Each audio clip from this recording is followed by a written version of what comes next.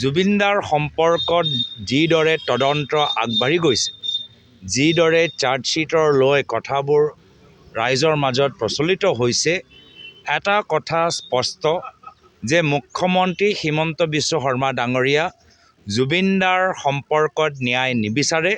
মুখ্যমন্ত্ৰী হিমন্ত বিশ্ব শৰ্মা ডাঙৰীয়া জুবিনদাৰ চৰিত্ৰ হনন কৰাটোহে বিচাৰে।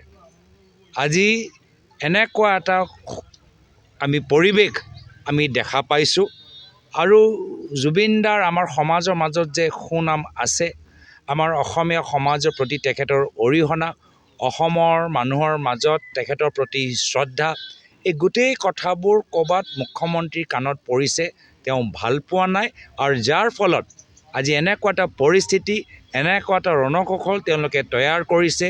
চাৰ্জশ্বিট আৰু ইয়াৰ পিছত যিদৰে তেওঁলোকে আগবাঢ়ি গৈছে, তেওঁলোকৰ লক্ষ্য এটাহে যে তেওঁ জুবিনদাৰ চৰিত্ৰ হনন হোৱাটো বিচাৰে। আৰু এতিয়া আমালোকৰ সামূহিক দায়িত্ব যে জুবিনদা হ'ল আমাৰ অসমৰ কাঞ্চনজংঘা।